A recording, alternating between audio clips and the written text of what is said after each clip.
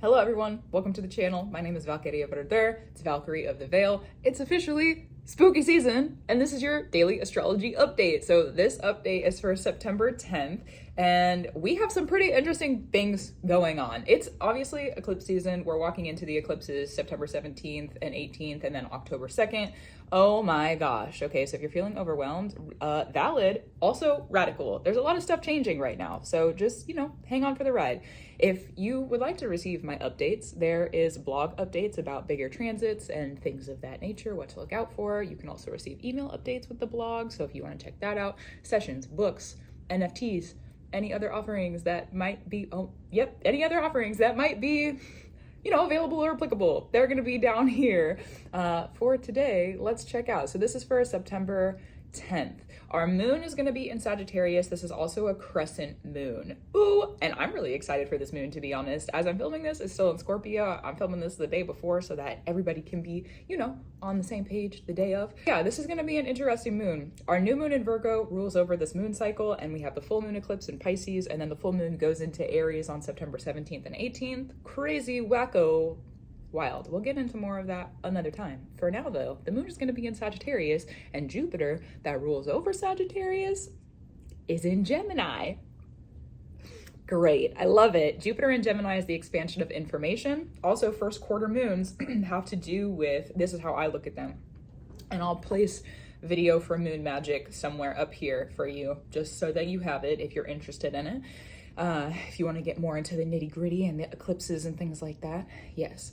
With that first quarter moon, the way I work with it is I'm really big into navigation, because there's always a cost, okay, to being lost. To not being lost, you have to know where you are at all times. And so I'm really big on navigation and navigation magic. I've literally had 2 different people today ask me for directions. Crazy.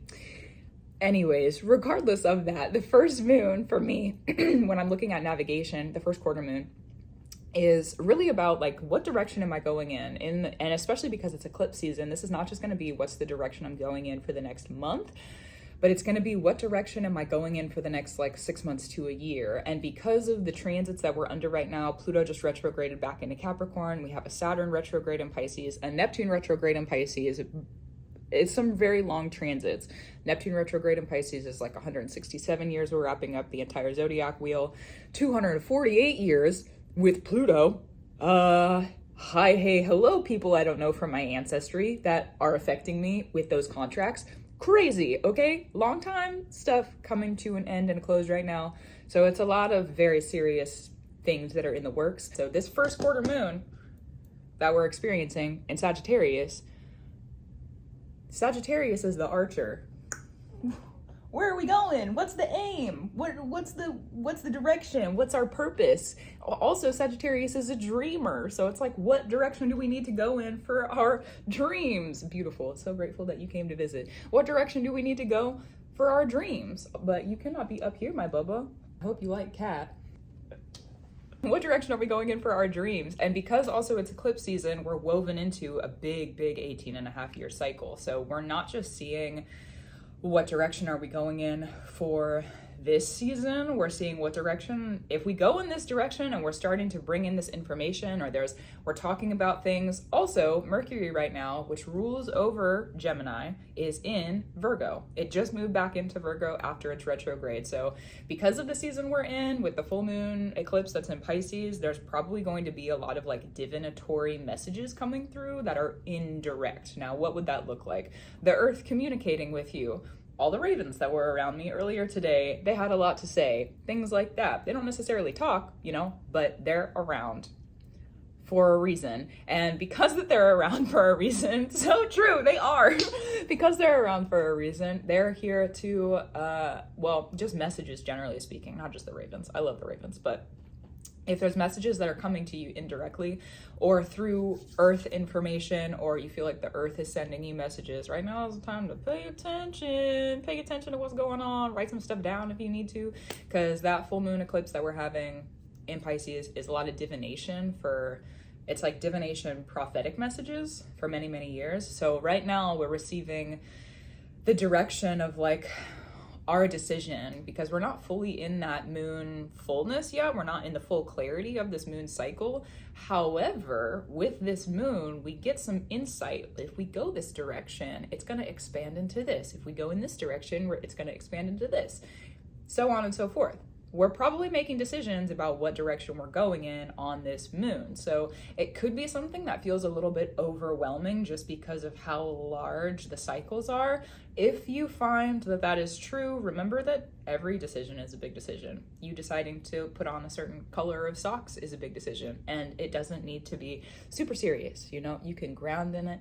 Everything will be all right. Everything will be all right. It doesn't need to be stressful. If you find yourself stressed in it, remind yourself that you love yourself. So that's something big that we have going on today, over the next couple of days. How far is that moon? Let's see. How long does it go? Looks like part of the day, through part of the day, September 11th. So that moon will be for about 2 days. And then we just moved out of the conjunction with the south node and the dark moon. So that was a lot of like dark truths, deep dark truths about our power and what it has cost us and how other people have manipulated us. And if you are any relation to mother, women, womb bodies, whether that be yourself or people in your life, okay, there's a lot of dark truth about stuff that has occurred. And maybe we didn't want to, but also what have we gained because those things that we didn't want to happen have happened. And now here we are, and what are we going to do with that power? So we're out of that conjunction, which thank goodness, because holy cannoli, holy moly, holy guacamole, it took so much out of me. So if you're feeling that same way, okay, we're on the up and up now. We're out of that dark void space where there's just like massive truths that are revealed to us. Thank goodness. I love that space, but it also is very overwhelming to be in constantly and consistently. The cat had something to say about it too, you know? Big meows. Yeah, big meows. So we're out of that, thankfully. A little alleviation from it, abbreviation from it. It's not going to be so dense, intense. This is also a great time since we're starting to have that alleviation with that transit, because our eclipse on October 2nd is in Libra. That's going to have that dark moon and south node that are combined with it. It's going to be involved. So it's not necessarily a problem solved. There's probably just feelings of resolved. The energy I've been sitting in with this transit being over is like, man, that freaking sucks.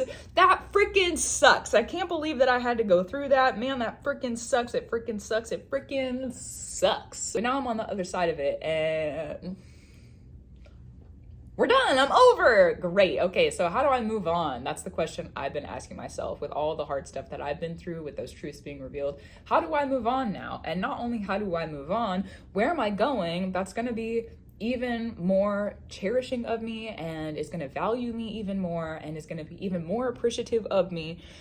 Thank goodness, because I know I need it. I don't know about you, but I know about me, and I know I need it. So if that's what you need, maybe, you know, take the time to really sit with yourself. And I've had a lot of FU energy towards a lot of the things I've been through. It's been necessary. And then also moving forward, you know, it's like walking. It's like the scene from a movie where they're like walking away and somebody says something behind them and they don't turn around to look at them, but they just give them a middle finger in the air. That's very much this energy. Is like, I'm going into my future and I still to the where, you know, over and done. So if you're feeling that, good for you. Move on. Empower yourself through it too. One of the things that with Mars and Cancer right now and these transits combination that I've had to work in, it's been a lot, dude. It's been a lot. Mars and Cancer is really holy cow. It's freaking intense. I don't know that I like it very much. I thought I was gonna like it a lot. And then we got into it and I was like, oh, my moon in Cancer. My moon in Cancer. Mars in Cancer has been intense. One of the things that I've been recognizing, because Mars is about our personal resources, so our emotions become a resource with Mars and Cancer, which means we have to activate them. We have to be the ones to activate our emotions. So coming out of this dark space of that dark moon and the south node conjunct in Libra, if you find yourself like not sitting in the emotions that you want to, find a way to activate them for yourself. You need to feel joy. What brings you joy? Do you need to listen to music? Do you need to tell yourself you love yourself? Do you need to go draw a picture? You need like a coffee? Okay.